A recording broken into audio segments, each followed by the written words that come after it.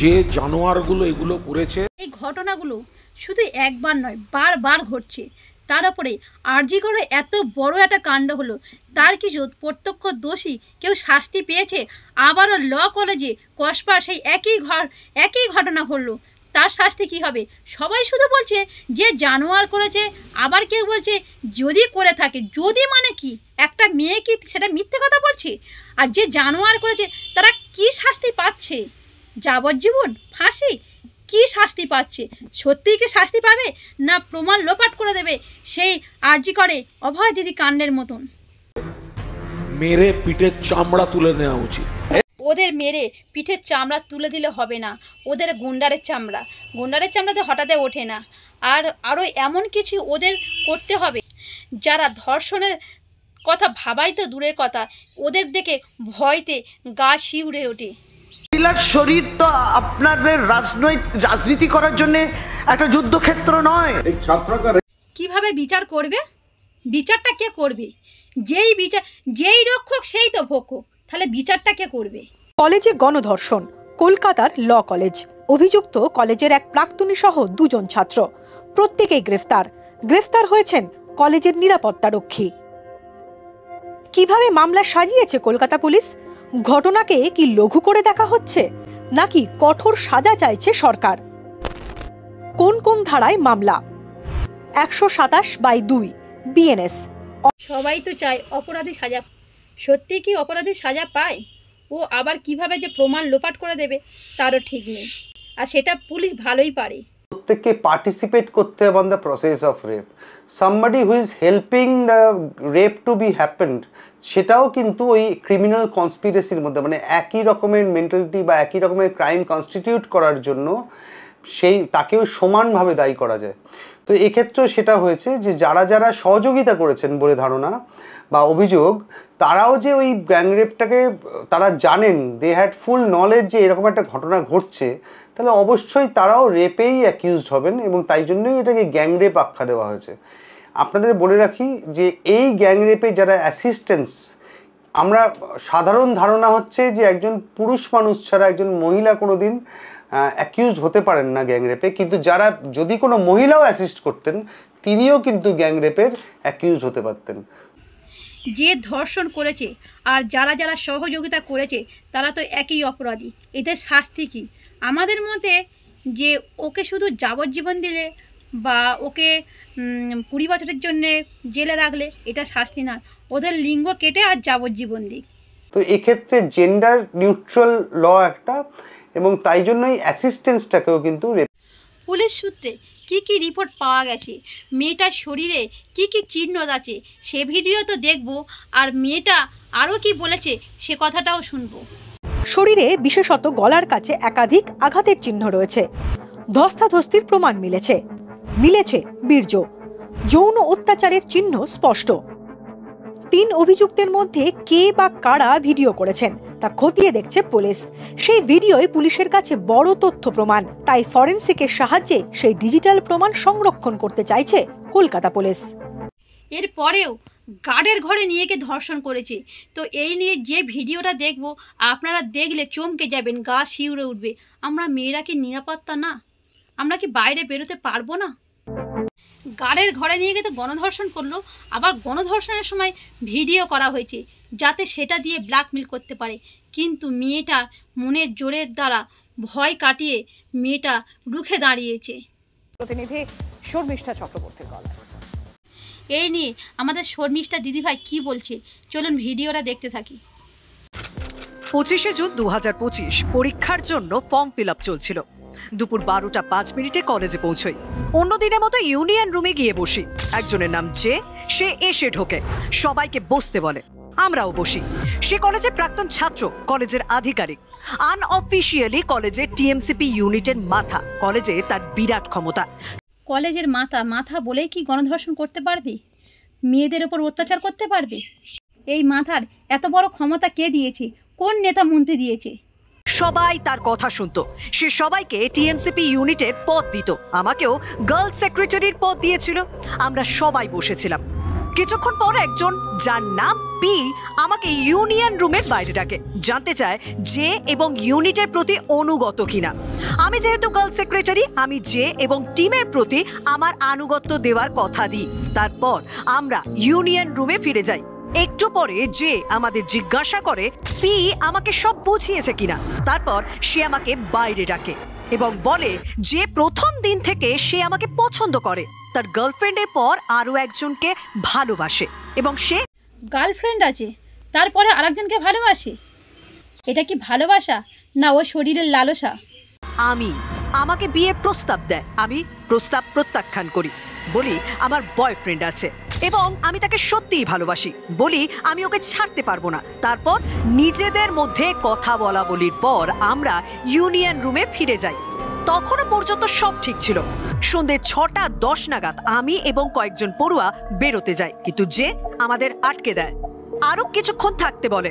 আমরা তাই করি। সন্ধ্যে 7:30 নাগাদ আমাদের জেনারেল সেক্রেটারি বেরিয়ে যায়। সেই মুহূর্তে আমিও গুছিয়ে ফেলি, বেরোতে যাই। তখন যে আটকায়, পি এবং এম কে চোখের ইশারায় বাইরে বেরোতে বলে। ওরা বেরিয়ে যায়। জের কথা অনুযায়ী বাইরে থেকে দরজা বন্ধ করে দেয়। কয়েক সেকেন্ডের মধ্যে সবকিছু ঘটে যায়। আমি নিজেকে সাহায্য করতে পারছিলাম না। যে আমাকে বাথরুমে নিয়ে যায়, যৌন সঙ্গম করার উদ্দেশ্য নিয়ে জোর করার চেষ্টা করে। আমি বাধা দিই, কিছু করতে না দিয়ে পিছনে ঠেলতে থাকি, হাউ হাউ করে কাঁদতে থাকি, বলি আমাকে ছেড়ে দাও, আমি এটা করতে পারবো না, আমার বয়ফ্রেন্ড আছে, আমি ওকে ভালোবাসি। কিন্তু সে রাজি হয়নি, আমাকে জোর করতে থাকে। আমার প্যানিক অ্যাটাক হয়, শ্বাসকষ্ট হতে থাকে। জে, এম এবং পি কে ভিতরে ডাকে। আমি ওদের সাহায্য চাই, আমাকে হাসপাতালে নিয়ে যেতে বলি ওদের, কিন্তু ওরা আমাকে সাহায্য করেনি। তখন ওদের বলি আমার জন্য একটা ইনহেলার এনে দিতে। এম সেটা এনে দেয়, আমি সেটা নিই, একটু বেটার ফিল করি। আমার জিনিসপত্র গোছাই, বাইরে যাই পালানোর জন্য। দেখি ওরা মূল দরজায় তালা ঝুলিয়ে রেখেছে। গার্ডও হেল্পলেস ছিল, আমাকে সাহায্য করতে পারেনি। এম এবং পি আবার জোর করে ইউনিয়ন রুমে নিয়ে যায় আমাকে। জেকে বলি আমাকে ছেড়ে দিতে, এমনকি ওর পায়ে পড়ি, কিন্তু ও আমাকে ছাড়েনি। সে এম এবং পি কে বলে আমাকে গার্ডের ঘরে নিয়ে যেতে, গার্ডকে বাইরে বসিয়ে রাখতে বলে। ওরা তাই করে। ওরা আমাকে জোর করে গার্ডের রুমে নিয়ে যায়। যে আমাকে বিবস্ত্র করে, জোর করে আমাকে ধর্ষণ করতে শুরু করে। আমি যখন আটকাই আমাকে ব্ল্যাকমেল করে, আগের মতোই আমাকে হুমকি দেয়। সে আমাকে হুমকি দেয় আমার বয়ফ্রেন্ডকে খুন করে দেবে এবং আমার মা বাবাকে গ্রেপ্তার করিয়ে দেবে। তারপরও আমি লড়তে থাকি। তখন আমাকে আমার নগ্ন অবস্থায় দুটো ভিডিও দেখায় যখন সে আমাকে ধর্ষণ করছিল। আমাকে ভয় দেখায় এই ভিডিও সবাইকে দেখাবে যদি আমি সহযোগিতা না করি। যখনই সে ডাকবে তখনই যেন যায়। যখন যে আমাকে জোর করে ধর্ষণ করছিল তখন এম এবং পি দাঁড়িয়ে সব দেখছিল। আমি এক টানা জীবন বাঁচাতে লড়েছি, কিন্তু সে আমাকে জোর করে ধর্ষণ করেই যায়। আমার মাথায় জোরে আঘাত লাগে, তাও সে আমাকে ছাড়েনি। একটা সময় আমি দ্রুত ঘর ছেড়ে বেরোনোর চেষ্টা করি। আমি জীবন বাঁচাতে লড়ছিলাম। সে আমাকে হকি স্টিক দিয়েও মারার চেষ্টা করে। আমি মৃতদেহের মতো পড়ে থাকি। জোর করে যৌন সঙ্গম শেষ করে সে চলে যায়। রাত 10:50 আমি ঘর থেকে বেরোই। সে আমাকে কিছু বলতে নিষেধ করে দেয়। সে আমাকে বলে সবাইকে বলতে যে আমরা ইউনিট নিয়ে আলোচনা করছিলাম। বাইরে বেরিয়ে আমি ইউনিয়ন রুমে যাই। সে আমাকে হুমকি দেয় আমার বয়ফ্রেন্ডকে খুন করে দেবে এবং আমার মা বাবাকে গ্রেপ্তার করিয়ে দেবে। আমার ফোন এম এর কাছে ছিল, যেটা আমার কাছ থেকে জোর করে গার্ডের রুমে নিয়ে গিয়েছিল। ওর থেকে আমার ফোনটা নিই। তারপর কলেজ থেকে বেরিয়ে যাই। বাবাকে বলি আমাকে নিয়ে যেতে। বাবাকে সব খুলে বলি। পুলিশ স্টেশনে যেতে ভয় পাচ্ছিলাম কারণ আমি জের ভয়ে ছিলাম, কিন্তু আজ আমি মনস্থির করেছি এবং আমার বয়ান লিখছি। আমি বিচার চাই। এক আইনের ছাত্রী হিসেবে এখন আমি একজন ভিকটিম। আমি চাই আমি যেন দ্রুত বিচার পাই। আপনার কাছে আমার প্রার্থনা যেন জে, এম এবং পি এর বিরুদ্ধে আইনি ব্যবস্থা নেওয়া হয়। ধন্যবাদ আনতে আপনার বিশ্বস্ত এ। 26 জুন 2025। মেয়েটি সাহসিকতার পরিচয় দিল, আর আমরাও মেয়েটির সাথে সারা দেশ একমত। বিচার চাই, এর সঠিক বিচার। তৃণমূলের নেতা বলে বাপ মাথা কিনে নিয়েছে। ও কিন্তু জানে না বাপেরও বাপ থাকে। এবারে দেখি আমাদের সরকার কি স্টেপ নেয়। তিলোত্তমা কাণ্ডের 10 মাসের মাথায় কলকাতায় ফের গণধর্ষণের অভিযোগ। মহিলাদের সুরক্ষার দাবিতে পথে বিজেপি সহ বিরোধীরা। মুখ্যমন্ত্রীর পদত্যাগ দাবি শুভেন্দু অধিকারীর। এই নিয়ে আমাদের শুভেন্দু অধিকারী কি বলছে? বেপরোয়া হয়েছে এরা, এর জন্য পুলিশ দায়ী। মনোজ বার্মা, বিনীত গোয়েল, রাজীব কুমার দেখুন সব কি করছে গিয়ে ওখানে। কলকাতা পুলিশকে তো পুরো নিয়ে চলে গেছে দীঘাতে। এই রাজ্যের মুখ্যমন্ত্রীর চেয়ারে থাকার যোগ্যতা নেই। আমরা ইস্যু টেক আপ করছি এবং খুব বড় জিনিস হবে। আমরা দেখেছি যদি কেউ রাস্তা অবরোধ করে প্রতিবাদ করতে যায়, পুলিশ সেখানে মারধর করে, তার মানে পুলিশই কি করাচ্ছে? পুলিশ মন্ত্রী করাচ্ছে? কারা করাচ্ছে?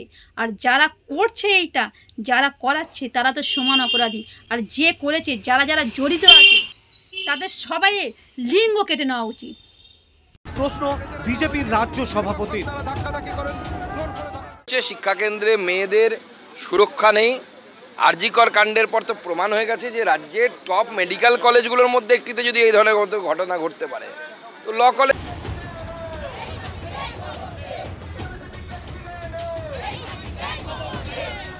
ক্যাম্পাসে ছাত্রীদের সুরক্ষা নিয়ে প্রশ্ন তুলে শাসকদের বিরুদ্ধে সুর চড়ালো এসএফআই।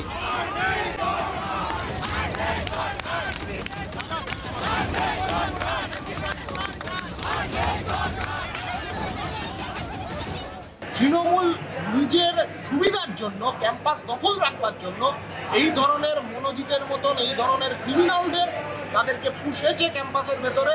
যে দুর্ঘটনাগুলো ঘটছে তাতে বাইরের টিএমসিপির কেউ না কেউ জড়িত।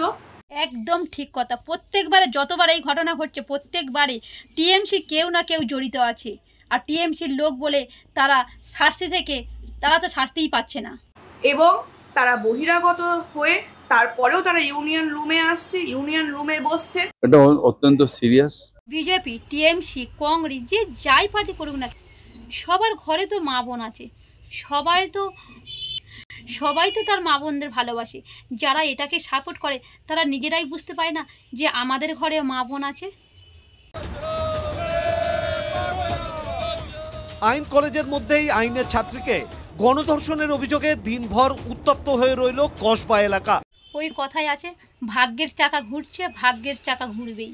কি যারা এটাকে সাপোর্ট করে তারা কি কোনোদিন ভাবতে পারবে? তারা কি কোনোদিন এটা ভাবেনি যে আমাদের ঘরে মা বোনদের সাথে এটা হতে পারে? হতে পারে কি হবে না, তার কি কোনো গ্যারান্টি দিতে পারে? কসবা থানার সামনে অবস্থান কংগ্রেসের, রাস্তা অবরোধ করে বিক্ষোভ বিজেপির।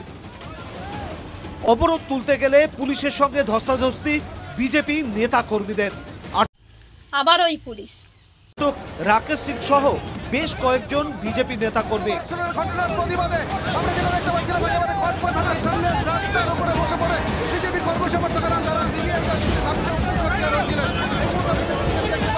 সাউথ ক্যালকাটা ল কলেজের সামনে বিক্ষোভ এআইডিএসেরও।